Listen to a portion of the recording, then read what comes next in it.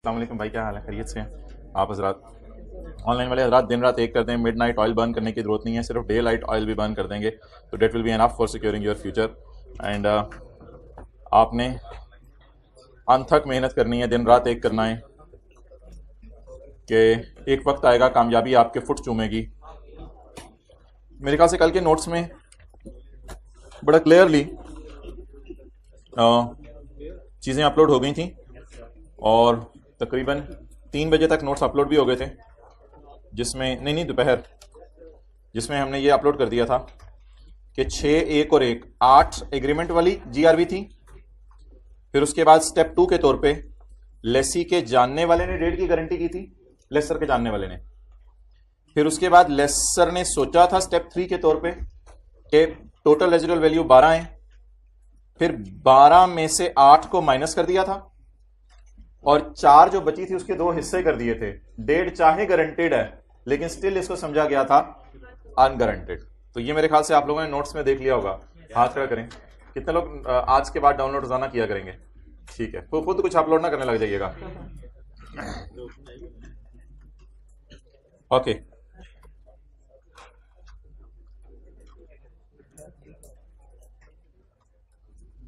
Lease is a lease और is not a lease.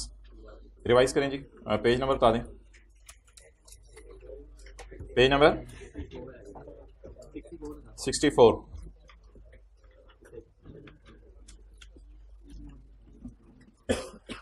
एक identified asset की lease होनी चाहिए।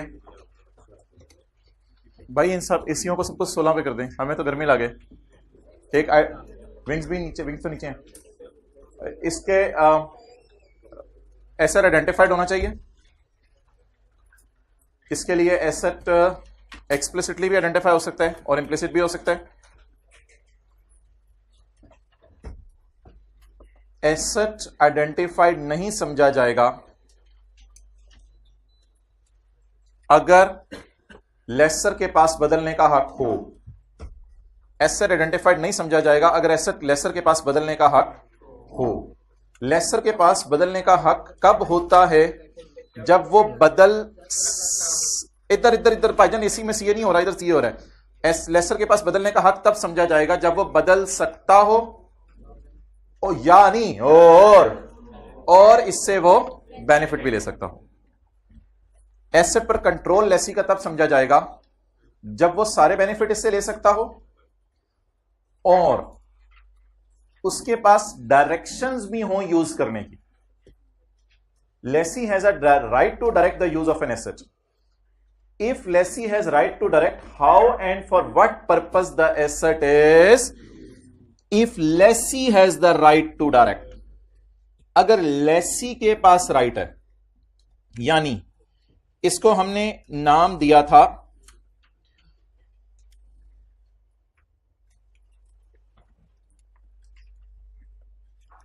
कल नाम दिया था हाउ, कैसे इस्तेमाल करना है और किस पर्पस के लिए। प्लीज लिखना है आपने।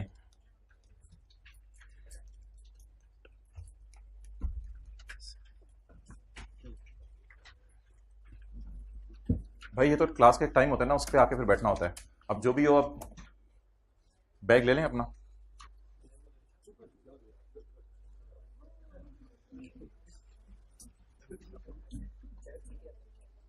भाई ये फिक्रे समझें।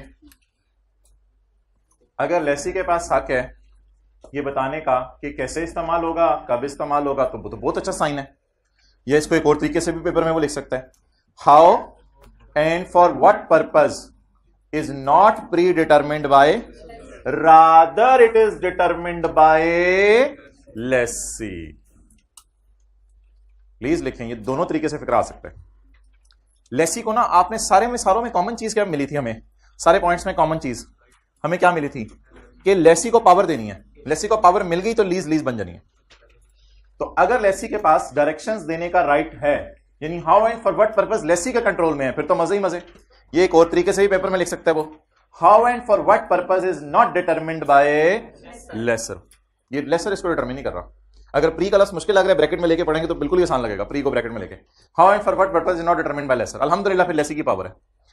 लेकिन अगर टाइम होता है क्लास का, if how and for what purpose is already pre determined. लेकिन अगर ये प्री डिटरमिन है फिर भी लीज को लीज बना दें, फिर भी लीज बना दें, खैर है। अगर प्री डिटरमिन है फिर भी लीज बना दें, खैर खैर खैर। कब? अगर लेसी को ऑपरेट करने की पावर है या और नहीं, या उसी के कहने पे हमने एसेट को क्या किया है, if lessee design the asset. और आगे काट दें, इसकी जरूरत नहीं है। और लेसी ने एसेट डिजाइन किया। चलें जी, ये कैसे पता चलेगा कि एसेट आइडेंटिफाइड है? ये कैसे पता चलेगा कि एसेट आइडेंटिफाइड है? नंबर 1, एक्सप्लिसिट या इंप्लिसिट हो और लेसर को एसेट बदलने का हक ना हो। यह कैसे पता चले करेगा कि लेसर एसेट बदल सकता है? अगर बदलने की पावर रखता हो एसेट की नेचर को सामने रखते हुए और उससे बेनिफिट ले सकता हो। यह कैसे पता चलेगा कि लेसी का कब्जा है? लेसी सारे बेनिफिट उससे ले, इसकी कोई तफसील नहीं आगे, और लेसी के पास डायरेक्शंस देने का हक हो। लेसी के पास डायरेक्शंस देने का हक कब होगा? जब लेसी डायरेक्शंस दे सके। How and for what purpose is determined by lessee. मैं कैसे इस्तेमाल करूंगा? लेसी की पावर हो। लेकिन हो सकता है लेसर ने पहले से बता दिया हो तो मैं इसे इस्तेमाल करूं, फिर तो खतरे की बात है। If how and for what purpose is already predetermined by lessor. Lessor जालिम ने बता दिया कि इसको कैसे इस्तेमाल करना है, लेकिन लेसी के पास दो में से एक ताकत है। नंबर 1, या तो लेसी ऑपरेट करने की ताकत रखता है, जब मर्जी चलाऊं, जहां मर्जी लेके जाऊं, जैसे मर्जी शिप को इस्तेमाल करूं, या लेसी ने अपनी रिक्वेस्ट पर कह के उससे एसेट को क्या करवाया, डिजाइन करवाया।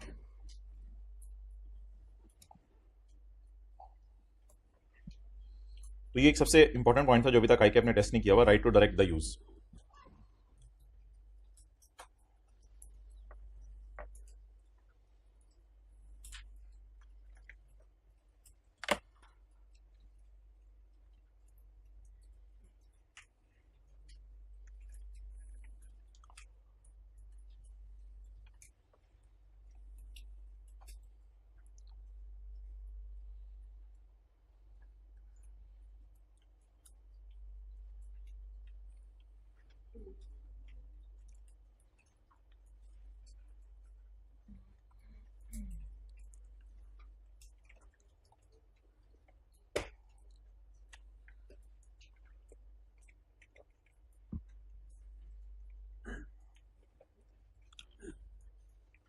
अच्छा, चीजों को ना ऐसे डिफरेंट एंगल से देखते रहें, जरा याद होती रहेंगी। ये डायग्राम आपको समझ आ रही है?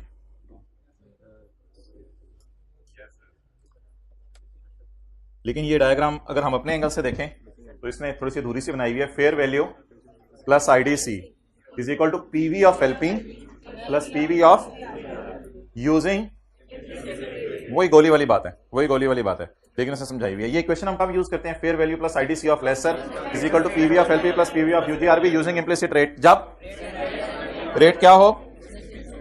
अच्छा जी, अगली चीज अब ये आपने मुझे बतानी है।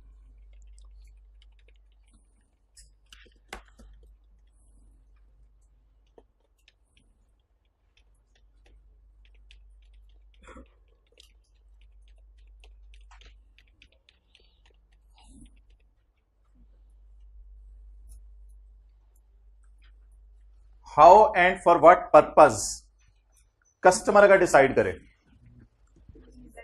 जल्दी जल्दी जल्दी, how and for what purpose अगर कस्टमर के हाथ में हो, कॉन्ट्रैक्ट इज और contains a. How and for what purpose अगर सप्लायर के हाथ में हो, contract does not contain a. How and for what purpose pre determined हो, क्या हो?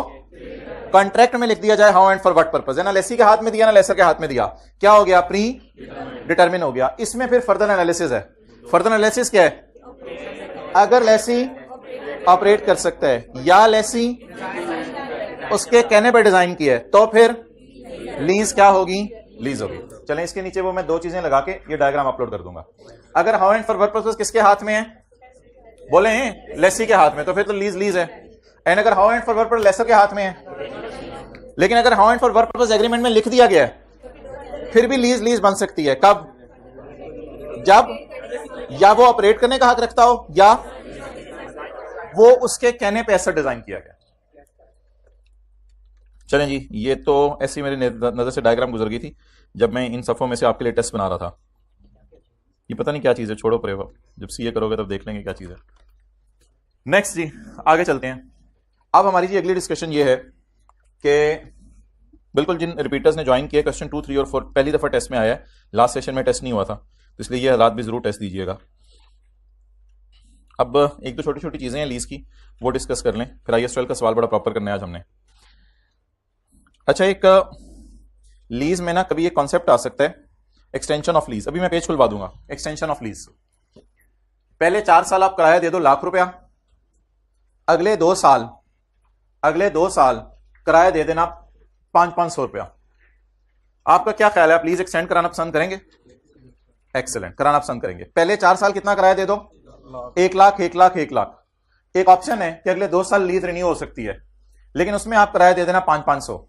अब आपका क्या ख्याल है, आप लीज एक्सटेंड कराना पसंद करेंगे नहीं करेंगे? क्यों? क्योंकि नॉमिनल अमाउंट के ऊपर हो रही है। IAS 38 टाइप कॉन्सेप्ट है, एक पढ़ा था हमने, तो इसको पहले मैं पढ़ा हूं फिर सफा खोल लेंगे। A lease may be split into a primary period of 4 years by an option to extend further period of secondary period. The rent of secondary period may be or may be, if it is certain that lessee will extend the period, then secondary period will be a part of। ये तो आसान सी बात है कि अगर वो certain है तो फिर एक्सटेंड कर दें, लेकिन अगर सवाल बताया ही ना तो फिर आप किस तरफ जहन लेके जाएंगे? जरा सोच के बता दें किस तरफ जहन लेके जाएंगे। हाँ, वो क्योंकि नॉमिनल रेंटल है, ना होने के बराबर है, इंशाल्लाह चांस है। सवाल अगर बताया ही ना कि वो सर्टन है या नहीं, तो ज्यादा चांस यही होगा हम एज्यूम करेंगे वो सर्टन है और लीज को क्या करवा लेगा? एक्सटेंड करवा लेगा। पेज नंबर निकालें जी 40, और इसकी जगह एक उर्दू में फिक्रा लिख लें। पेज नंबर 40, इसकी जगह उर्दू में एक फिक्रा लिख लें। अगर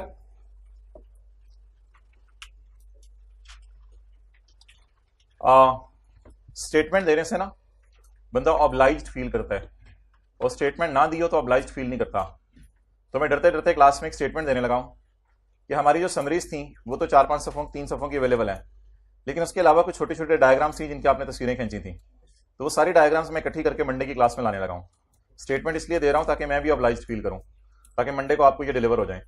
तो फिर मंडे को एक ओवरऑल रिवीजन जो है वो जरा लीज की देख लेंगे, इन एडिशन टू वो जो 3-4 सफ़े हैं समरी के, उसके अलावा कहाँ कौन सा रेट यूज करना है, और भी छोटी छोटी कुछ डायग्राम्स थी ताकि उनकी भी डिस्कशन हो जाए। उसमें एक IDC की भी डायग्राम थी, किसने IDC को क्या करना होता है, तो इसको इंशाल्लाह मंडे को इकट्ठा करके एक सफ़े की फॉर्म में आपसे शेयर करते हैं हम। इसमें आप उर्दू में लिख लें, अगर लीज में कोई सेकेंडरी पीरियड है, अगर लीज में कोई सेकेंडरी पीरियड है तो हम उसे लीज टर्म में ऐड करेंगे। अगर लीज में कोई सेकेंडरी पीरियड है तो हम उसे लीज टर्म में ऐड करेंगे। अगर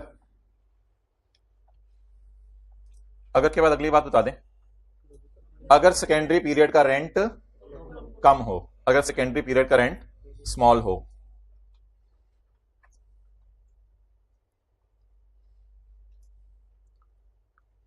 नेक्स्ट,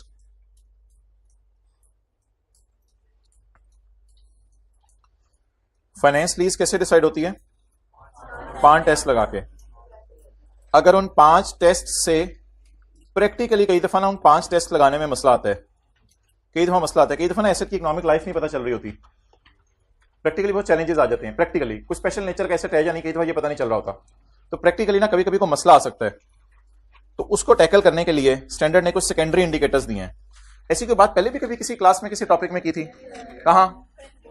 हाँ, IAS 21 में हमने बात की थी कि फंक्शनल करेंसी को पहचानने के कुछ प्राइमरी इंडिकेटर्स हैं और कुछ, अच्छी बात है प्राइमरी से अंदाजा हो जाए, नहीं है तो फिर सेकेंडरी यूज कर लें। अच्छा, सेकेंडरी इंडिकेटर्स निकालें जी फाइनेंस लीज के, पेज 53। याद यूद कोई नहीं करने, पैरा 64 है बस स्टैंडर्ड का।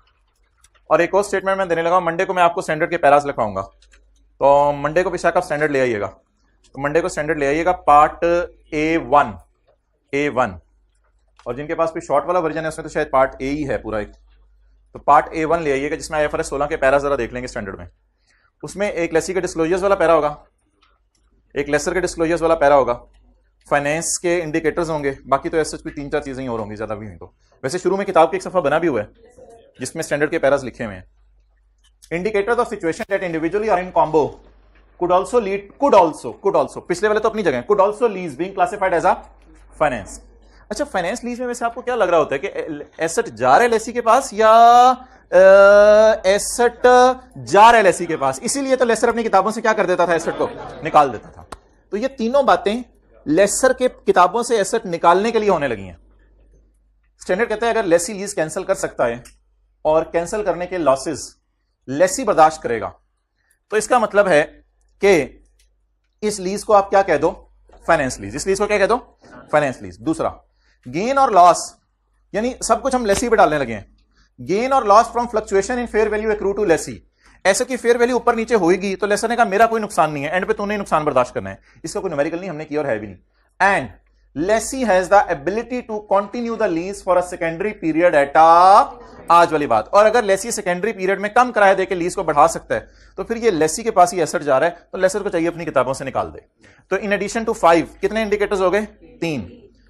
अगर लेसी को लग रहा है कि लेसी अगर लीज कैंसिल करेगा तो हैवी जुर्माना इसको पे करना पड़ेगा, ऑप्शन 1 या 2।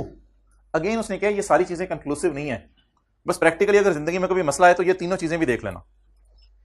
गेन और लॉस अगर फेयर वैल्यू की वजह से कोई भी आना है लीज का, एसेट का, तो वो कौन बर्दाश्त करे, लेसी। और लेसी के पास एक ऑप्शन अवेलेबल हो कि सेकेंडरी पीरियड में कम किराया देके एसेट को अपने पास रख लेगा। तो ये भी एक इंडिकेटर्स हैं किस चीज के, शायद लीज किसकी तरफ जा रही है, लेकिन इनको लगाने की जरूरत नहीं है, बस इन 3 का पता होना चाहिए। पेपर में कोई चौथा डाल के पूछेगा एमसीक्यूज में, क्या ये भी सेकेंडरी इंडिकेटर है, नहीं। या पेपर में एक लिस्ट दे देगा सेकेंडरी और प्राइमरी में से आइडेंटिफाई करो, जैसे IAS 21 में थी। तो बस ये यहां तक याद करनी है। पैरा 63 ये वाला हो गया प्राइमरी इंडिकेटर्स वाला, और पैरा 64 कौन सा हो गया, सेकेंडरी इंडिकेटर्स वाला।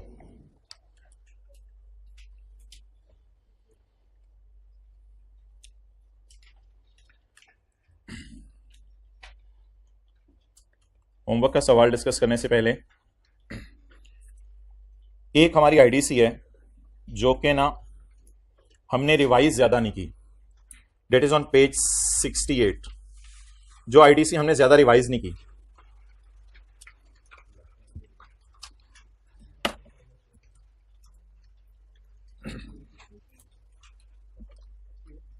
लेसर सिंपल की, पेज 68।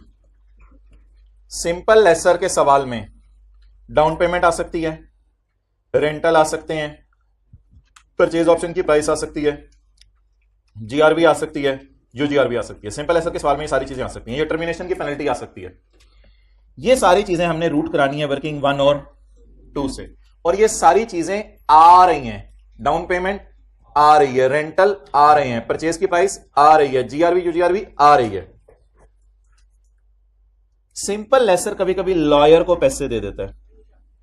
मैंने कहा था इसको आपने बारों बार, बल्कि एक बहुत बोल्ड स्टेटमेंट बोलने लगा हूं जो मैंने एक दफा क्लास में पहले भी बोली थी, हर आईडीसी को बारों बार आपने जनरल एंट्रीज में फेंकना है।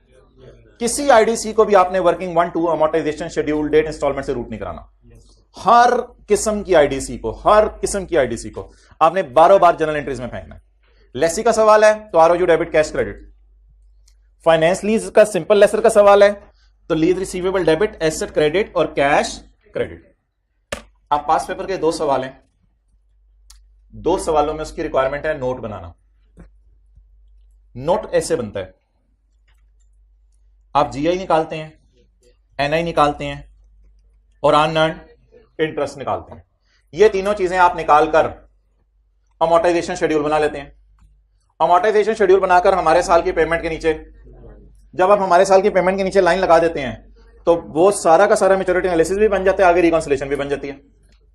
तो अब बच्चे क्लास के बाद आके पूछते हैं कि सर नोट बनाना था, आईडीसी कहां आएगी, कान इधर करें सर, आईडीसी कहां आएगी?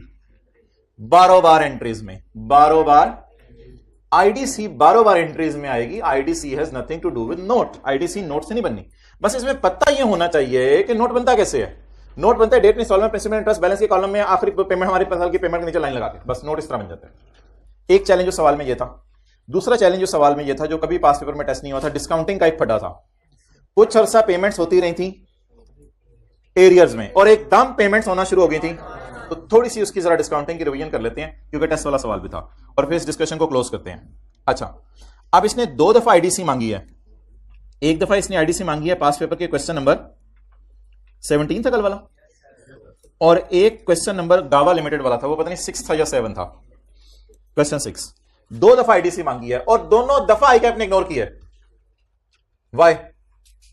क्योंकि सवाल में एंट्रीज नहीं मांगी, सवाल में मांगा क्या है? नोट मांगा है, तो आईडीसी को फिर इग्नोर किया। लेकिन अगर जहन में विजुअलाइज करने के लिए घर में आपने कुछ करना हुआ तो वो फिर इस तरह कुछ हो सकता है कि आप जहन में लाएं कि पहले लेसर एसेट बाजार से खरीदेगा, फिर और वो ना, ये अगर आप जरा फोकस करें आज तो ये इंटरेस्ट रेट वाली इक्वेशन है, fair value plus IDC of lessor is equal to PV of LP plus PV of UGRV. ये वही इक्वेशन नहीं? और लेसर हमेशा इंप्लिसिट रेट यूज करता है, यस आई नो, ये वही equation. Fair value plus IDC of lessor is equal to PV of LP plus PV of UGRV. Using implicit rate, he will always use implicit rate. तो ये यहां से जरा confirm कराना था आपको बात को, तो that is our discussion. आप जाते हैं आईडीसी को भी देखते हैं, डिस्काउंटिंग को भी देखते हैं, और वेले लोग वेलियां मारते हैं। नाम बता दें क्या था सवाल का?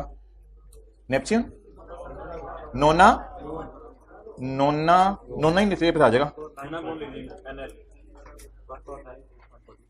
नो ना, नो ना, हाँ ना, हाँ ना।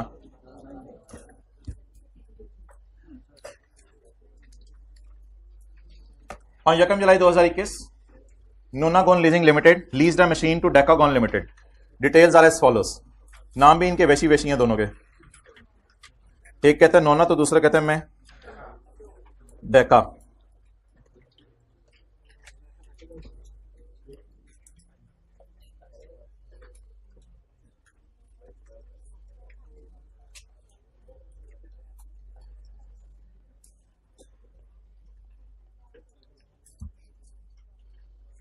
सर हमारे से हो गया था सवाल से, प्लीज हमारा टाइम जाया ना कराएं। Nonagon lease machine to Decagon details are the non cancellable lease term is 5 years which annual instalment of 6 million is payable in arrears. 5 साल तक एरियर्स में किराया पे होगा। 30/22, 30/23, 30/24, 30/25, 30/26, 30/27। कितनी पेमेंट्स हो गई? 6 साल नहीं है लीज, 5 साल है, तो 5 कर दें, फिर ब्रेक लगा दें पिछली पे। Done. DL has an option to extend the lease by 1 year by paying rupees 4 million at the start of 6 years. Now अब 5 पेमेंट्स एरियर में हो रही होंगी, 5वीं एरियर में, 5वीं एरियर में, और 6ठी अगले दिन सुबह। अगर फील नहीं हो रहा तो मैं फील करवाता हूं। 5 किस्में एरियर में और 6ठी पेमेंट 6ठे साल के पहले दिन। यहां से ना सारी प्लानिंग कर लिया करें। 30/22, 30/23, 30/24, 30/25, 30/26, 1 जुलाई 26। बिल्कुल लिख लें यहां पे 1 जुलाई 26, स्टार्ट को अंडरलाइन करके सारी प्लानिंग शुरू में साथ साथ हो जाए। It is certain that DL will, अच्छा यार ये नॉमिनल रेंटल तो नहीं था, ये तो अच्छा खासा रेंटल था 4 मिलियन का, तो हम डिसीजन नहीं ले सकते थे, सवाल वाले ने खुद ही डिसाइड करवाया। It is certain that he will extend the lease. NL estimate that residual value of the machine at the end of lease term to be 10 million. NL कौन है? लेसर। लेसर की सोच दे रहा है या एग्रीमेंट वाली GRB दे रहा है? ये स्टेप 2 वाली चीज दे रहा है, स्टेप 1 वाली नहीं दे रहा। जो एग्री कराया लेसी से वो नहीं दे रहा। लेसी के जाने के बाद जो 10 बजे लेसर ने सोचा ये वो दे रहा है। लेसर ने 10 बजे सोचा कि 10 मिलियन जीआरबी, वो residual value, total residual value, out of which DL has guaranteed 8 million, जिसमें से उस गारंटी कितने की मिल गई? आप बता दें 10 बजे उसने कितना सोचा? नहीं, लैपटॉप का इशू नहीं है, ये इस एप्लीकेशन का इशू है। ये माइक्रोसॉफ्ट वालों को किसी दिन गया तो मैं, नहीं इनका ऑफिस नहीं है पाकिस्तान में। कौन सा था? नो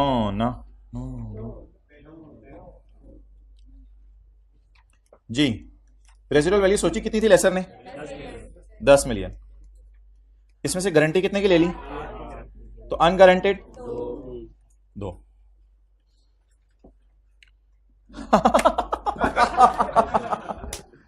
लेसर के सवाल में लेसी की सोच दे रहा है।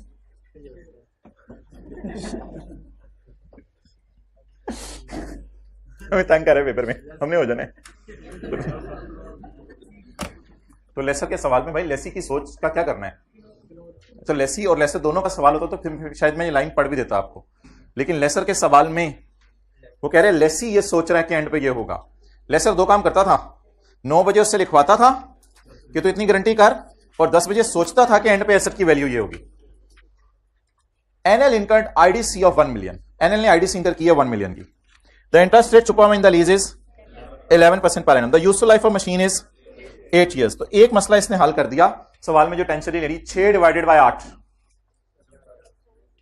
So the lease is finance operating के चक्कर में आप ज्यादा पढ़ने की जरूरत नहीं। 6 डिवाइड बाय 8, क्योंकि I can not divide PV of LP divide by fair value, because fair value is not available in question. Fair value is not available in question. Okay, let's discuss the things. 6 5 दफा और 4 1 दफा, और फिर 8 GRV और 2 UGRV.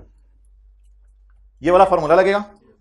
6 4 दफा, 5 दफा, 4 1 दफा, GRV 8, UGRV 2। ये फिगरें मैंने यहां डाल दी। एक फिगर सवाल में हो रही आईडीसी। अब जब मैंने आईडीसी सोची तो मैंने कहा इस आईडीसी को मैं डाल दूंगा यहां पर 1। अच्छा, एक बात आप याद रखिएगा, वैसे आई के अपने ऐसा कभी टेस्ट किया नहीं, खुदा ना खास्ता कभी कर सकता है। एनआई अब आप निकाल सकते हैं, जो आपने निकाली भी होगी घर में, और फेयर वैल्यू बैलेंसिंग भी आ सकती है। Never tested by caps like this, but still you can calculate the fair value balancing, क्योंकि लेसर की ये इक्वेशन हमेशा टैली होती है। लेसर हमेशा इंश्योर करता है asset plus IDC of lessor is equal to PV of LP plus PV of lessor. Always ensure this. Yes, you can calculate fair value balancing here. So write down the entry. Lease receivable debit, asset credit, और यहां लिखें 1 रुपया। ये वो काम है जो आपने घर में किया नहीं था, मैं करवा रहा हूं।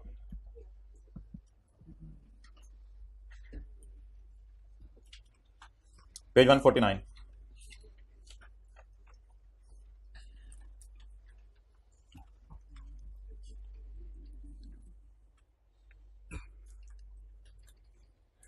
अब हमारी डिस्कशन है डिस्काउंटिंग की।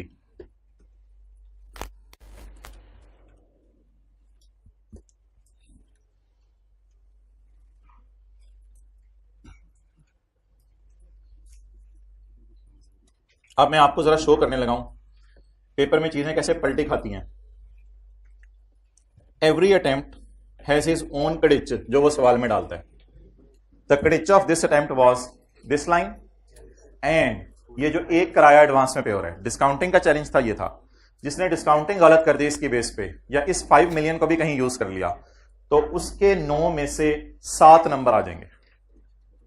लेकिन जिसने इनको चैलेंज समझ के अगला सवाल, और डिस्काउंट करते हुए भी डर रहे, पता नहीं डिस्काउंट कर दूं, मेरी तो एनआई हमेशा ही गलत आती है, मेरी तो किस्मत में गलत एनआई लिखी हुई है, पीवी तो पहले ही गलत आती थी, इधर लेसर के सवालों में एनआई भी गलत आती है। तो जो इन चक्करों में पड़ गया वो तो डूब गया। लेकिन जो इस चक्कर में रहा कि यार कोई नहीं, ये 2 पॉइंट आए हैं तो सारी मेरे जैसे फारक बैठे हैं इधर, तो इनसे भी वो गलती होने हैं, तो चलो जितना मुझे आ रहा है मैं उतना तो कर दूं। तो अब मोहतरम 1 2 3 4 5, ये 5 दफा वो 6 आ गया। फिर एग्जैक्ट 1 दिन बाद ये 4 डाल दिया और 30 और 27। अब डिस्काउंटिंग कैसे होगी? डिस्काउंटिंग होगी, इन सबको हम एनओटी के जरिए एक पीरियड पीछे बुला लेंगे, इनकी टेंशन नहीं। पीछे बच गया फटा इस 4 का, ये 4 है या 4 4 4 4 4 4 4 है, 4 है। अब सिंपल, आपने दर्जी वाला काम नहीं करना, आप छोड़ दें, आप बड़े हो गए हैं। इसके दरमियान साल गिनने कितने हैं? 30 22 23 24 25 26, 5 साल एक दिन है, लेकिन वो 5 साल ही होंगे। तो 4 को 5 साल एग्जैक्ट पीछे बुला लेना। 4 इंटू 1.11 रेज टू पावर -5। और अल्लाह का शुक्र है जीआरबी यूजीआरबी की डिस्काउंटिंग किसी बच्चे की कभी पेपर में गलत नहीं हुई। द रीजन इज कि इस फिगर को एग्जैक्ट लीज टर्म पे पीछे बुलाना होता है, और लीज टर्म कितने साल है? 6 साल। बस को 6 साल पीछे बुला लें। जीआरबी यूजीआरबी परचेज ऑप्शन की प्राइस वो तो हमेशा लीज टर्म के एंड पे होती है। ये सारा करने के बाद आपकी एनआई निकल आई 29.9।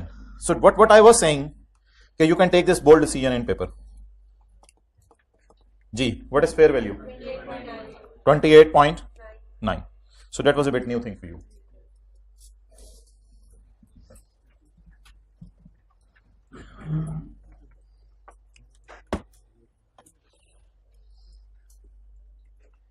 अच्छा, इसके बाद ये अमोर्टाइजेशन शेड्यूल बिल्कुल गलत बना हुआ है, बनाने नहीं चाहिए था हमें, क्योंकि रिक्वायरमेंट 30/22 की है। हमारे साल की पेमेंट के नीचे हमने क्या लगानी थी? लाइन लगानी थी, और टोटल जो इंटरेस्ट था उसमें से 3.29 माइनस कर देना था। हमने बड़े बोंगे तरीके से सोल्यूशन में निकाला हुआ है, ये जमा ये जमा ये जमा ये जमा ये लंबा काम है। हमें चाहिए था जीआई लेते, एनआई लेते, और उन दोनों का डिफरेंस अनअर्न्ड इंटरेस्ट लेते। ठीक है, तो अनअर्न्ड इंटरेस्ट बता दें कितना था? जीआई कितनी थी, किसी ने निकाली हो? 44 माइनस 14 तो हमें ऐसे निकालना चाहिए था 14.1 माइनस, कितने लोगों ने इस तरह निकाला था? जरा हाथ कर लें। ओके, 10.81। आखिरी बात, एक काम मैंने किया है जो आपने पेपर में नहीं करना था। ये सारा काम आपने पेपर में नहीं करना था। मैंने इसलिए कर दिया है क्योंकि थोड़ा सा ना आपको कहीं यहां पे कोई मसला आ सकता है इंटरेस्ट वगैरह कैलकुलेट करने का, क्योंकि ऐसा कभी हुआ नहीं क्लास में कि एक पेमेंट 5वें साल के आखिरी दिन हो रही हो और अगली पेमेंट 6ठे साल के पहले दिन हो रही हो। इसलिए मेरे भाई यहां पे मैंने ये कैलकुलेशन परफॉर्म किया आपके लिए, वो जरा देखिएगा। इसको आखिर तक मैं क्यों लेके गया हूं? हम 30/26 तक नॉर्मल तरीके से चले हैं। अब मुझे बताएं 13.01 ये आपको नजर आ रहा है, ये मैं कितने दिन का इंटरेस्ट निकालूं? यहां पर उंगली रख के बताएं, मैं कितने दिन का इंटरेस्ट निकालूं? नहीं, एक दिन का तो डिसरिगार्ड करते हैं, एक दिन का क्या इंटरेस्ट निकालना है? कितने दिन का इंटरेस्ट निकालूं? Feel, do not watch at my back, watch here. कितने डेज का इंटरेस्ट निकालूं? दैट्स वाई मैंने यहां पे इंटरेस्ट कैलकुलेट नहीं किया। सो ये भी एक चैलेंजिंग चीज थी कि यहां पे इंटरेस्ट कैलकुलेट नहीं किया, एक दिन का कोई इंटरेस्ट नहीं है। तो ये 3 कॉन्सेप्ट्स थे इस सवाल के अंदर, ऐसा और कोई बाकी चीज नहीं थी। जिथे दी नहीं यार, छोड़ दो आप खोती की जान। Question number 1, IAS 12, page 302।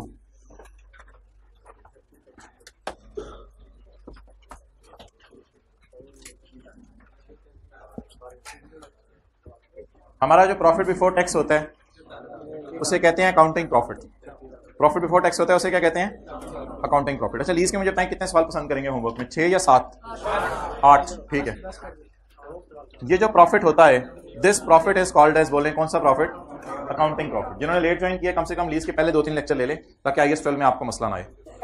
और ये जो लॉ प्रॉफिट निकलवाता है, इस प्रॉफिट का क्या नाम होता है? Taxable profit.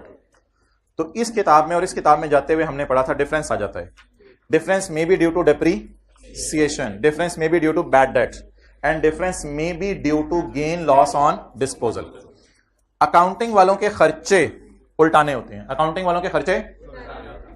तो हमने ये कहा था कि 81 तक पहुंचते हुए डेप्रिसिएशन माइनस हो चुकी है, इसे ऐड कर दे।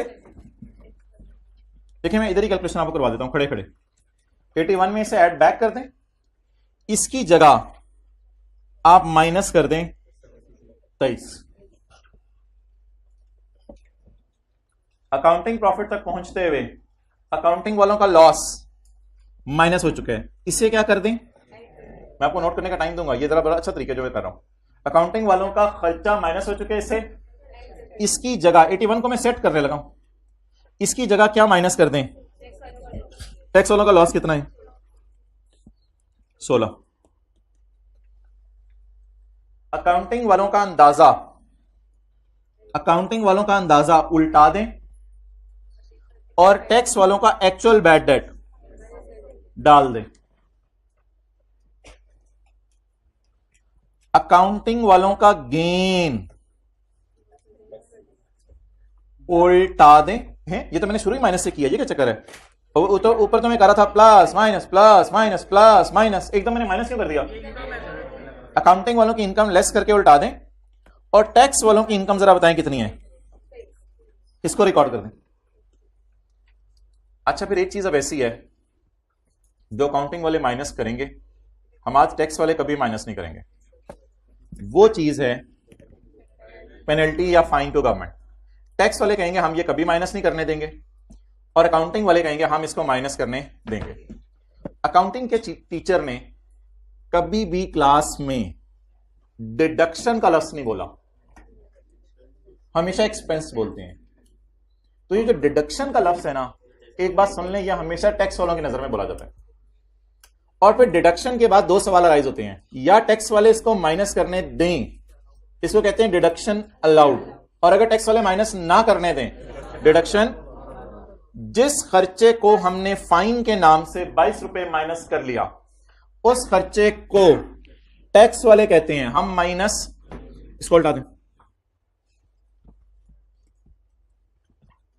इसकी बजाय मैं कुछ नहीं कर रहा, क्योंकि अगली एडजस्टमेंट एग्रीकल्चर इनकम है, वो इंडिपेंडेंट है, इसकी बजाय मैं कुछ नहीं करा। इसको हमने नाम दे दिया था परमानेंट डिफरेंस।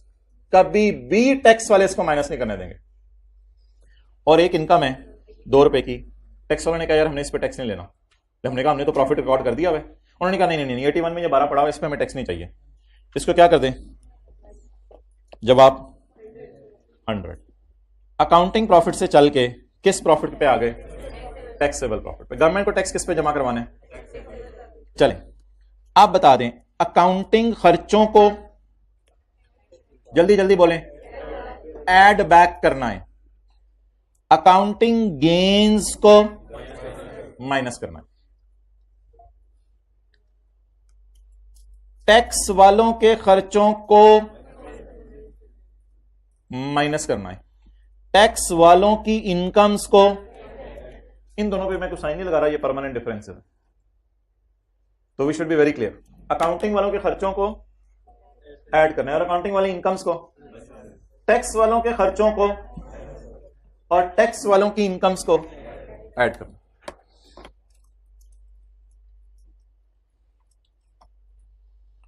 क्वेश्चन नंबर 2, ये क्वेश्चन आज हम शुरू करेंगे इंशाल्लाह, कोशिश करेंगे इसको अगली क्लास तक खत्म कर लें, और ये सवाल एक पूरे IAS 12 की बेसिक थीम बनाएगा।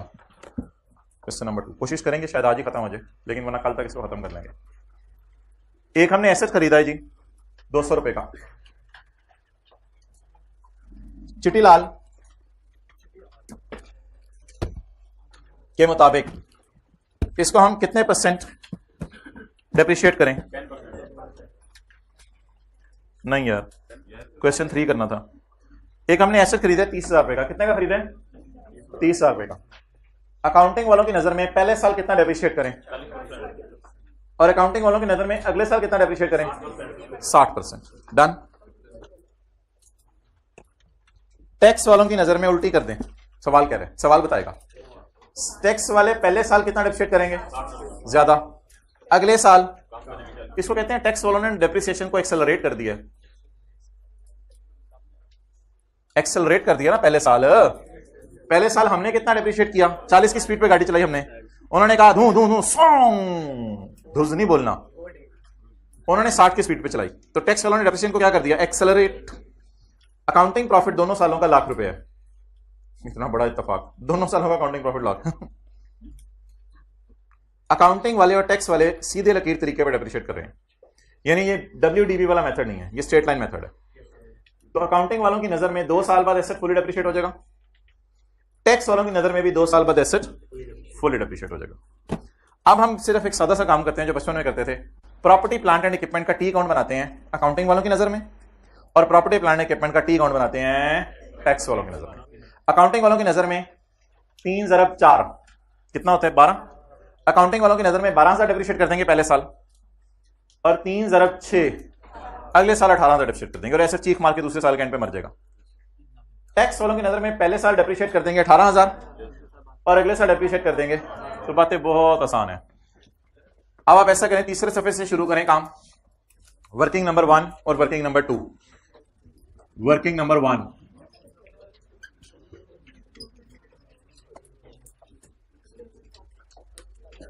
जागते रहना भाइयों।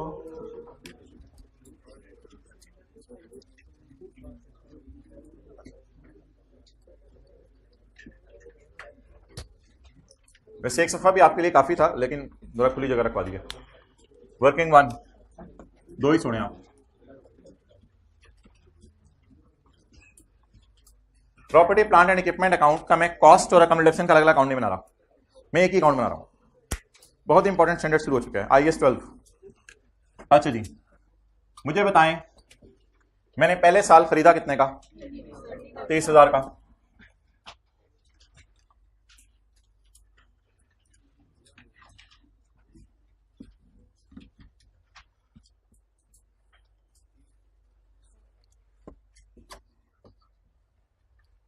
रुपीज इन थाउजेंड में कर रहा हूं मैं, हमें भी पहले बता देते ये वो जी।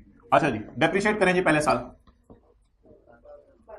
अकाउंटिंग वालों की नजर में मैंने पीपीई का अकाउंट बनाया बुक वैल्यू पे, अकाउंटिंग वालों की नजर में। I wish there would have been a no no no there would have been red marker और ब्लू मार्कर।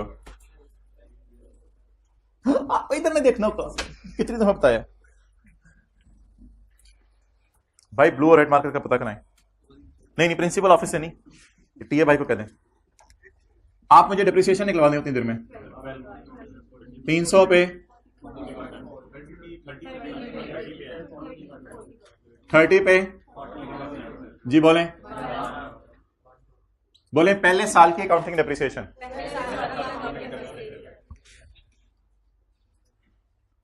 आपके समझने के लिए सिर्फ डेट लिख रहा हूं, 31/12/15।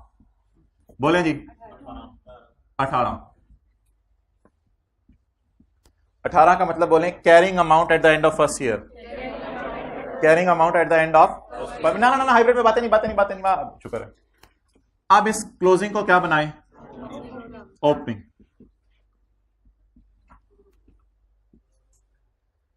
रेट बुक वैल्यू पे लगाऊं या रेट कॉस्ट पे लगाऊं अगले साल? कॉस्ट पे, स्ट्रेट लाइन मेथड।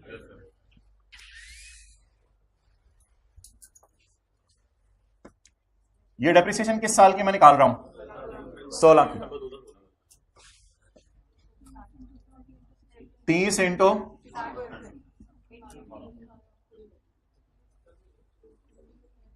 बीवी की जान निकल गई।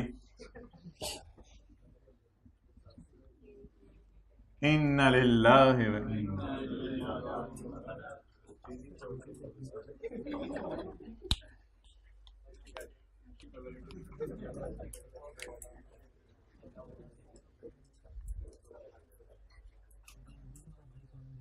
Working to.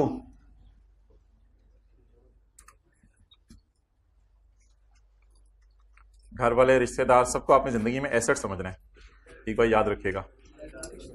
बस छोड़ें परहेज की वजह क्या है, अजीब अजीब लोग आ रहे हैं आजकल दुनिया में। असल में प्रॉपर्टी प्लांट एंड इक्विपमेंट की बुक वैल्यू,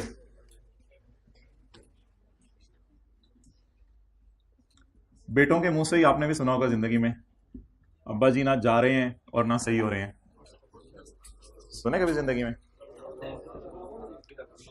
हाँ। अच्छा जी,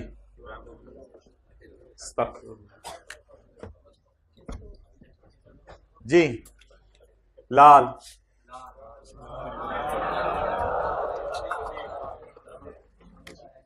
पीपी का अकाउंट किन की नजर में बनने वाला है? टैक्स वालों की नजर में बनने वाला है।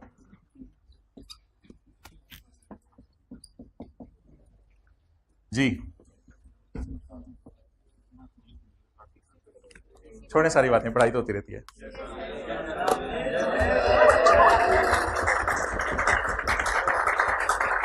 IFRS 16 भी पहले दिन से आप इस तरह करते ना जिस तरह टेंशन से आप बैठे हैं, तो क्या ही कमाल होती। अब IAS 12 में ना जरा प्लीज, आपको एक दफा हो गया ना IFRS 16 में तजर्बा, कि टेंशन से चीजें करनी पड़ती हैं रोजाना अच्छे तरीके से रिवाइज, लेकिन IFRS 16 की हम जान नहीं छोड़ेंगे। 30 इंटू 60%, 18, 31/12,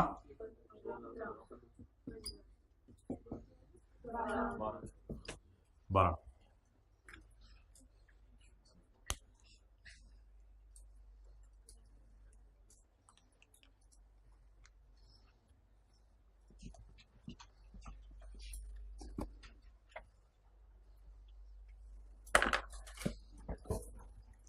छोड़ें यार, इधर आए, पढ़ाई तो होती रहती है। इधर देखें,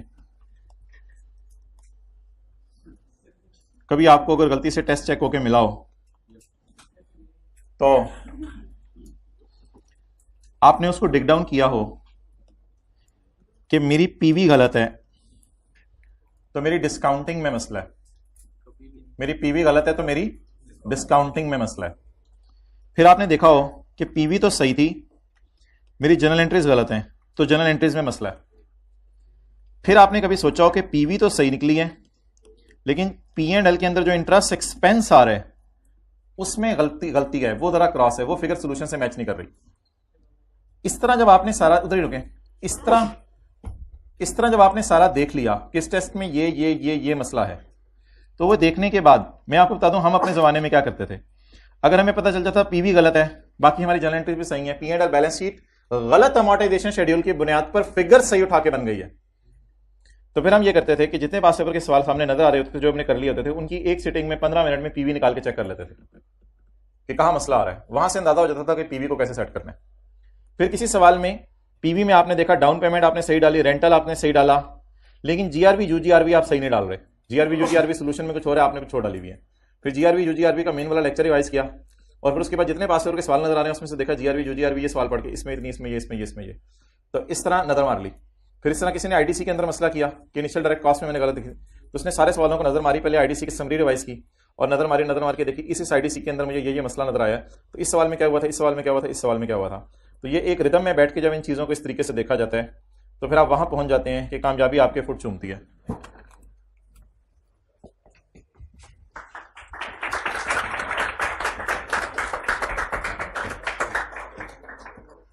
कहां लगाते हैं हलवा पूड़ियां आप लोग? ना यार, घी वाली चीजें छोड़ो, बस जिंदगी से ऐसा खत्म कर दो। अब रमजान गुजर गया ना, पकौड़े से तौबा कर लो समोसों से अगले रमजान तक। चले आगे। डेप्रिसिएशन, कॉस्ट बोले 30, डेप्रिसिएशन का रेट, टैक्स वालों की बीबी की भी जान निकल गई अकाउंटिंग वालों की बीबी को देखकर।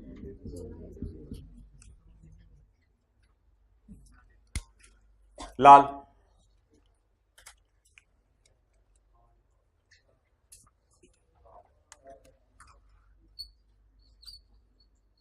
ये भाईजान जिससे मैं स्केल से आपके हाथ को लाल करूंगा ना उसी दिन आपने चुप करना है। ये अकाउंटिंग वालों की नजर में थी वर्किंग 1 और ये टैक्स वालों की नजर में है वर्किंग 2। दुल्हा फेयर 2 आपने पहले टाइम में पास किया था, आखिरी महीने में कैसे रिवाइज किया था? Lease, IAS 12, consolidation, IAS 1037। अच्छा, पास पेपर्स के सवाल ज्यादा किए थे। और वैसे आपका कभी दिल चाहता था बैठे बैठे से लीज रिवाइज करूं तो क्या करते थे? चाहता था या नहीं चाहता था? पहले ये बता दो। ऐसे IAS 12 कर रहे हैं कि दिल चाह जाता लीज रिवाइज करूं, समरी पे नजर मार। ये जो होना चाहिए वो बता रहे हो, जो करते थे वो बता रहे हो? जो होना चाहिए सच्ची बताओ, जो होना चाहिए वो बता रहे हो, जो करते थे वो बता रहे हो?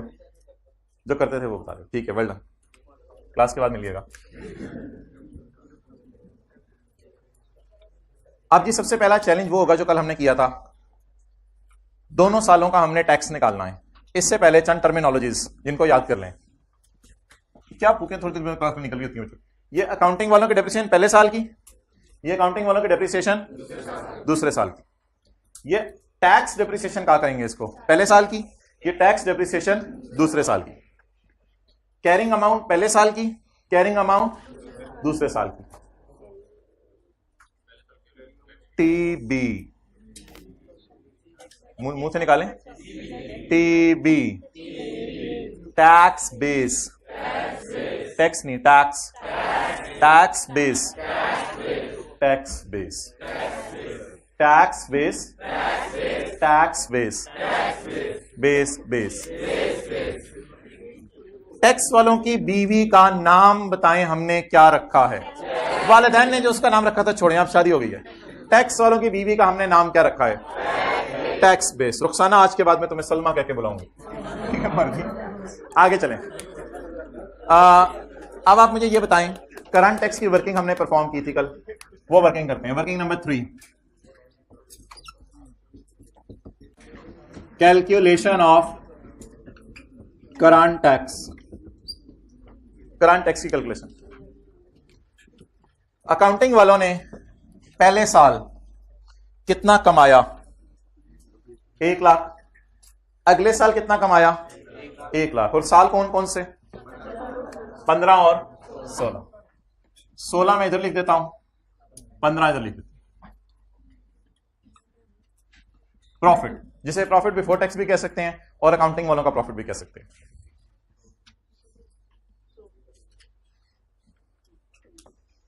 ओके 2015 में, एक मिनट देख लें, 2015 में हाइब्रिड सेकंड रो टेंटिव नहीं था। 2015 में अकाउंटिंग वालों ने कितना डेप्रिशिएट किया? 18 12 वाले तरह ट्यूनिंग कर लिया, फिर इधर देख लें जरा, आंखों की अलाइनमेंट भी सही रखें। 2015 में अकाउंटिंग वालों ने कितना डेप्रिशिएट किया?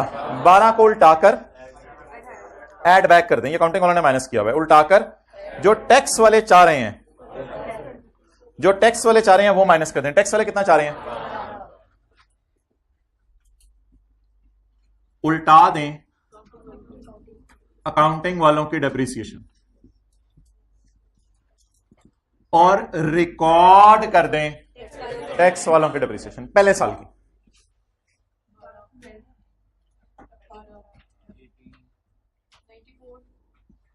$94।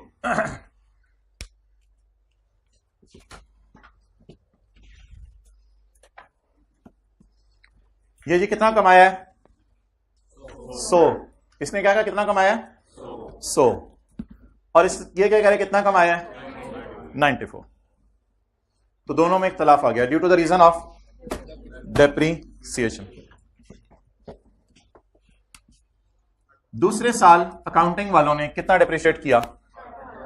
18। अकाउंटिंग वालों की डेप्रिसिएशन प्रॉफिट तक पहुंचते हुए क्या हो चुकी होगी? लेस हो चुकी होगी। इसको उल्टा दें और जो टैक्स वाले चाह रहे हैं वो रिकॉर्ड कर दें 106। ये इख्तलाफ क्यों है?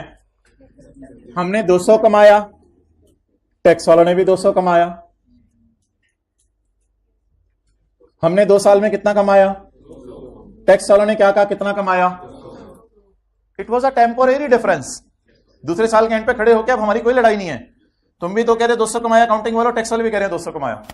तो ये एक आर्जी सा फर्क था जो डेप्रिसिएशन के रेट की वजह से था। जब एसेट फुली डेप्रिशिएट किया दोनों की नजर में, जब दोनों की बीवी 0 हो गई तो ऐसी सूरत में फिर दोनों में कोई लड़ाई नहीं थी, दोनों बीवी less.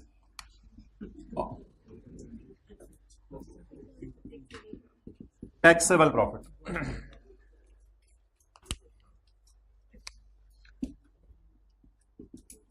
Tax at the rate of 30%।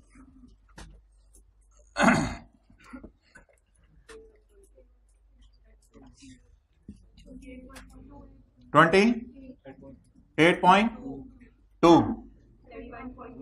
31.8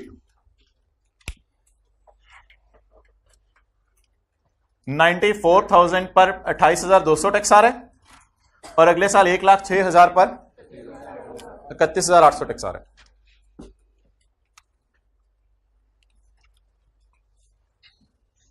अब पहले सफे पे आके P&L के एक्सट्रैक्ट्स बनाएं। Company X profit and loss for year ended 31/12/16 और 31/12/15। Sale less cost of sale, चलते चलते profit before tax.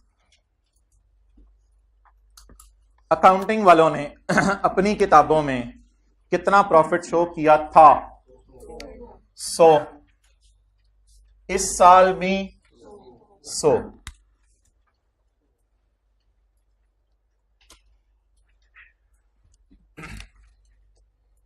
Less tax expense, less tax expense,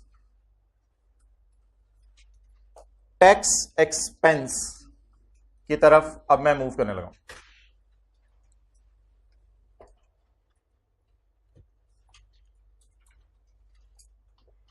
current tax, current tax 28.2 31.8। अब आगे आप लोगों ने नोट नहीं करना।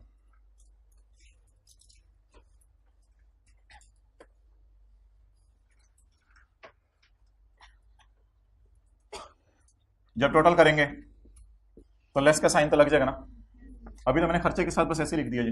टोटल करेंगे लेस का साइन लग जाएगा। साइन जरा फोकस करने में क्या लगा रहा हूं, अभी आपने आगे नहीं करना। अब प्रॉफिट आफ्टर टैक्स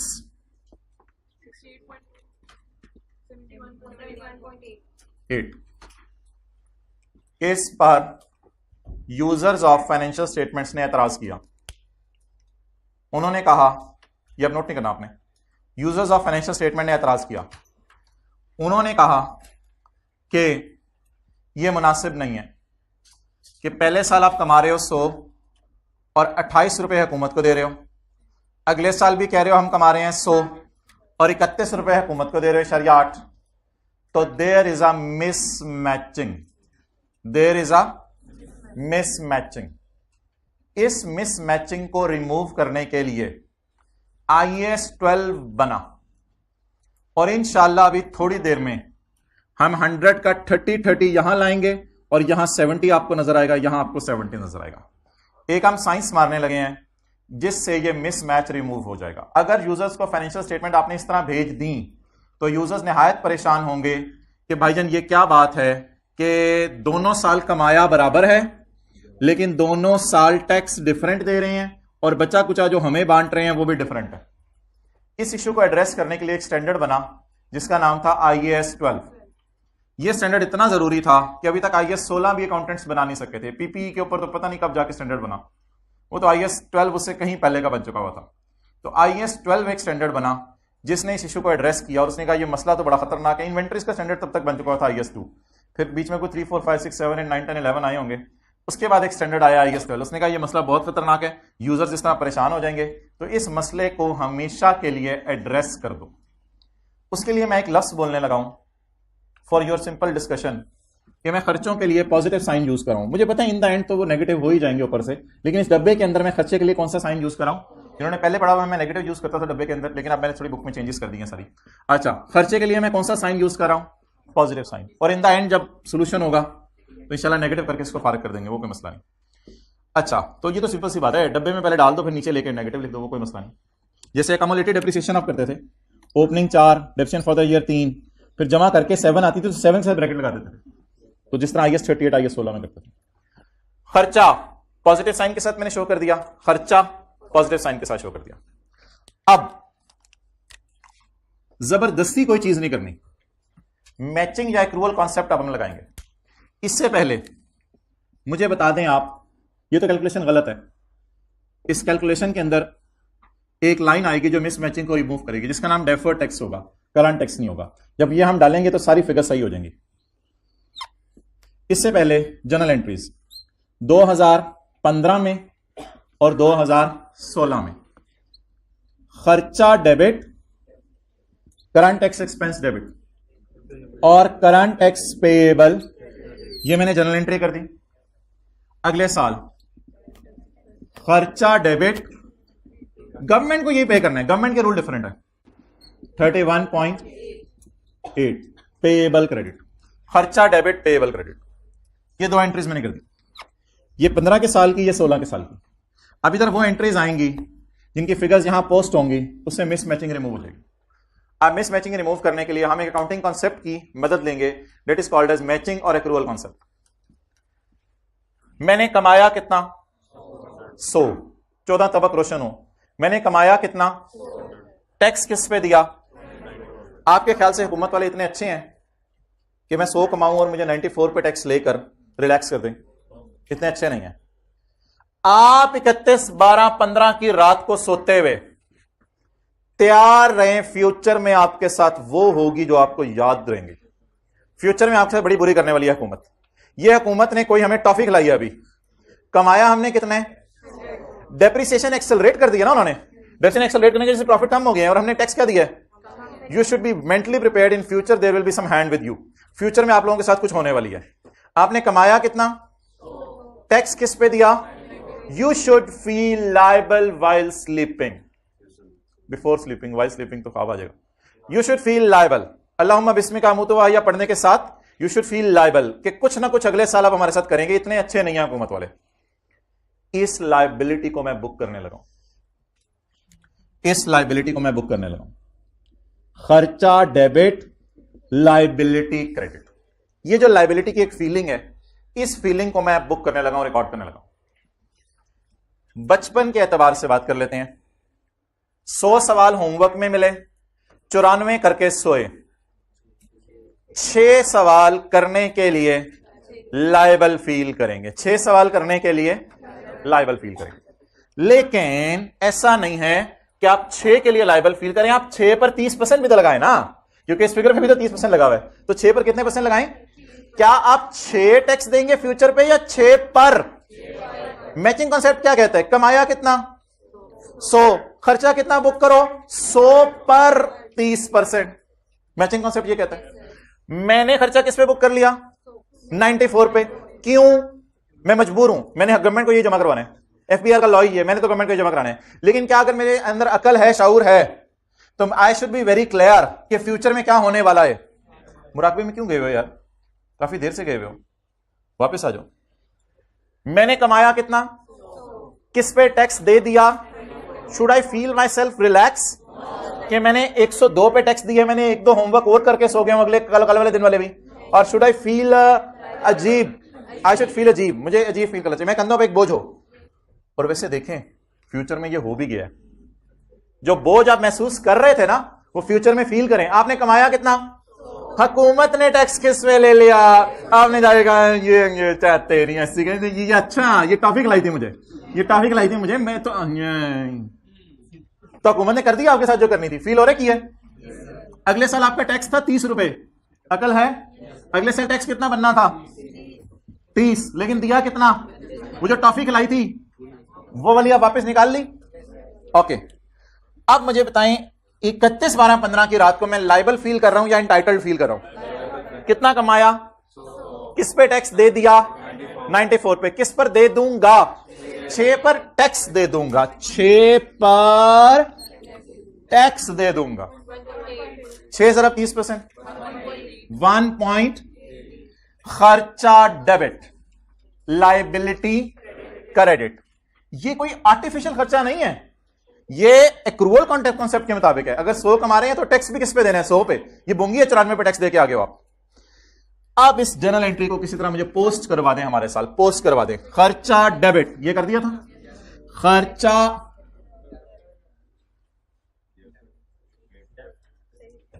क्या लिखें इधर? Defer tax. और ये क्या था? Current tax expense. अल्लाहु अकबर। मिसमैचिंग रिमूव हो गई, यूजर्स आर फीलिंग रिलैक्स। अब मिसमैचिंग रिमूव हो गई। आईएसएल ने कहा जी यू शुड बुक का liability, you should feel liable. हमने कहा क्यों? कहते हैं 100 कमा लिया, 94 पे टैक्स दिया, याद रखना हुकूमत तुम्हारे से लेगी फ्यूचर में टैक्स।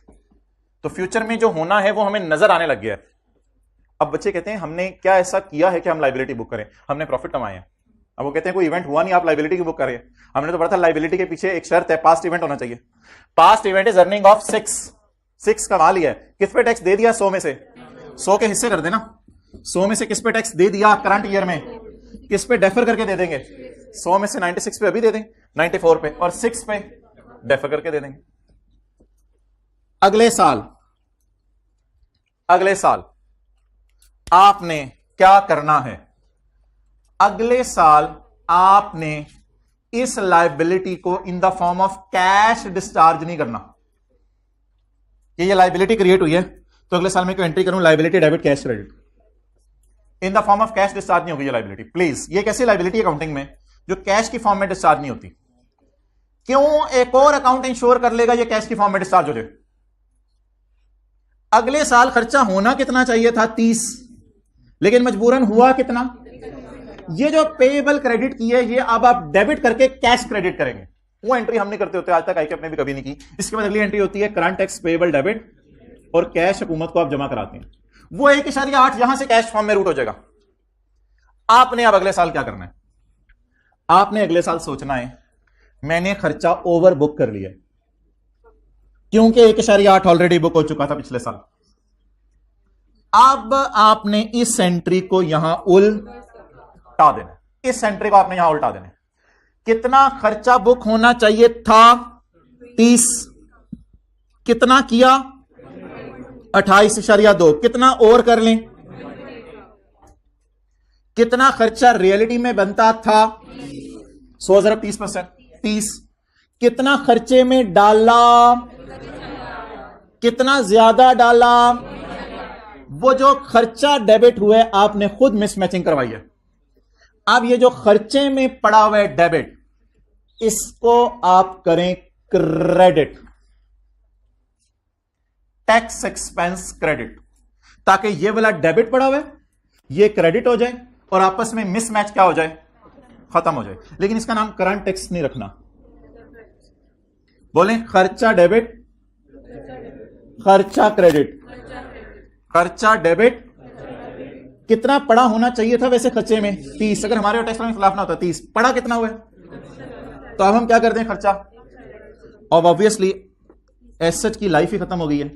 अब ये लायबिलिटी अकाउंट मेरे ख्याल से किताबों में पड़ा रहने के कोई तुक नहीं है, तो लायबिलिटी के अकाउंट को किताबों में पड़ा रहने दूं या लायबिलिटी अकाउंट को किताबों से खत्म कर दूं, कैसे, but it will never be discharge in the form of cash, वो ऑटोमेटिकली सेंट्री के जरिए रूट हो जाएगा। कितना खर्चा,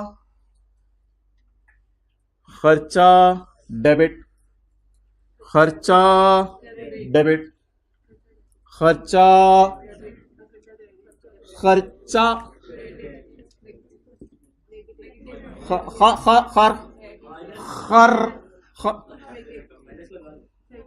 खर्चा कम करना है ना, खर्चा कम, खर्चा कम।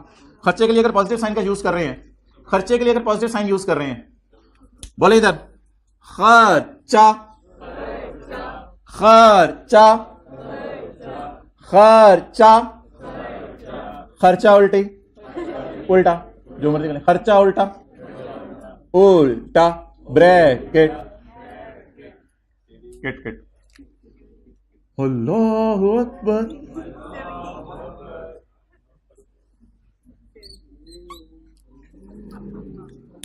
जी जी, फिर नहीं मैच करेगा, फिर नहीं मैच करेगा, फिर उसके लिए इंशाल्लाह हम देखेंगे क्या करना है।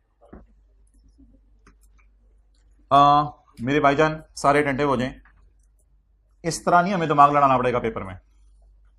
ये आपके दिमाग पे मैंने जोर डाला है, पेपर में एक फॉर्मेट है इसका, वो फॉर्मेट बनाया करेंगे, फिगरें खुद ही आ जाया करेंगी ये वाली।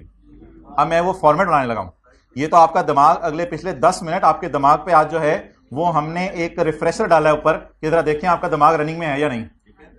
तो तसल्ली से, हाँ बड़ी आसान सी एंट्रीज हैं, बड़ी आसान सी एंट्री, ये एंट्रीज तो इसी तरह होंगी, लेकिन ये जो नीचे वाली एंट्री मैंने बनाई है ना, ये बनाने का एक तरीका है, टी अकाउंट के जरिए बैलेंसिंग निकाला करेंगे, एक टी अकाउंट हम बना लिया करेंगे उस तरीके से। अब वो अप्रोच आज आपने समझनी है, बड़ी आसान सी अप्रोच है, उसमें हम अकाउंटिंग वालों की बीवी और टैक्स वालों की बीवी का मुकाबला कराएंगे। अभी हमने किसका मुकाबला कराया,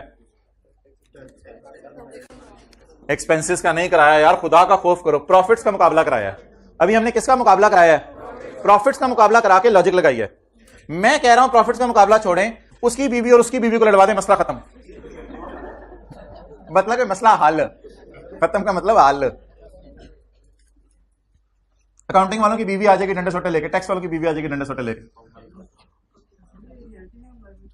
हाँ, रियलिटी में अगर आप लाइबल शो नहीं करें तो आप में मसला है, हम रियलिटी में लाइबल शो फील करेंगे हमेशा, अकाउंटेंट्स कहते हैं। अच्छा पहले डेफर्ड टैक्स की डेफिनेशन पढ़ें, आप लोग मत निकालें डेफर्ड टैक्स की डेफिनेशन।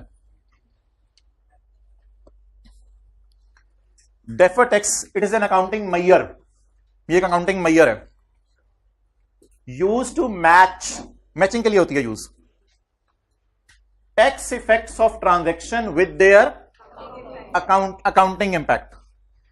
टैक्स इंपैक्ट और अकाउंटिंग इंपैक्ट को मैच किया जाता है, क्योंकि अभी मैच नहीं हो रहा था, ये बड़ा अजीब सा लग रहा था, अभी मैच नहीं हो रहा था। Tax effect of transactions with their accounting impact and thereby produce less distortion.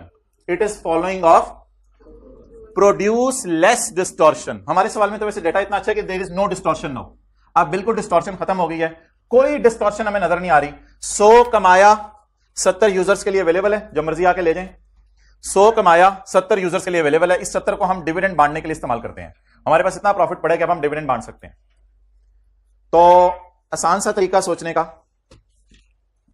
कमाया कितना 100, टैक्स किस पे दिया 94 पे, कितने पे टैक्स नहीं दिया 6 पर टैक्स देने के लिए क्या फील करें, लायबिलिटी की एंट्री बताएं, खर्चा बढ़ा दें, लायबिलिटी, ये मैंने खर्चा बढ़ा दिया, ओवरऑल अब खर्चा मेरा 30 पे पहुंच गया, अल्लाह का शुक्र है।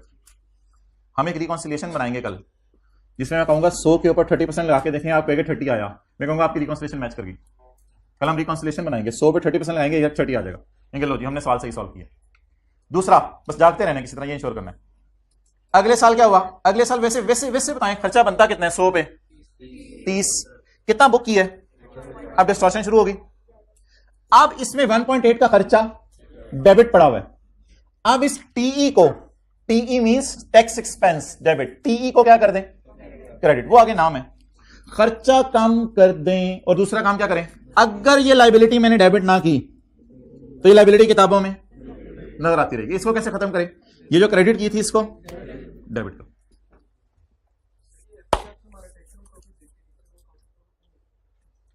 एफबीआर वाले हमारा टैक्सेबल प्रॉफिट देखते हैं, आई 100% एग्री विद यू। यूजर्स को हम ये वाला प्रॉफिट दिखाते हैं और ये वाला। एफबीआर की तरफ हम लायबल सिर्फ 28 या 2 और 31 या 8 फील करते हैं। इस डिस्टॉर्शन को रिमूव करने के लिए अकाउंटेंट्स ने एक स्टैंडर्ड बनाया हुआ है, जो कैफ 2 में ये वाली एंट्रीज नहीं पढ़ाई जाती टैक्स की क्लास में, क्योंकि टैक्स की क्लास में हमारा स्कोप सिर्फ यहां तक है कि बिजनेस इनकम पे टैक्स कितना बन रहा है। हम ये नहीं देखते कि फिर वो अकाउंटेंट्स उसको कैसे डील करते। इसलिए आप जब पब्लिश फाइनेंशियल स्टेटमेंट्स पे जाएंगे तो हमेशा आपको ये क्यों आना जाना लगा उधर, अच्छा चलें जाएं, अब मेन बात शुरू होने लगी है। अच्छा चलें बैठ जाएं, शुक्रिया। अब हम दूसरा पार्ट शुरू करना है, ठीक है दूसरा पार्ट शुरू करना है।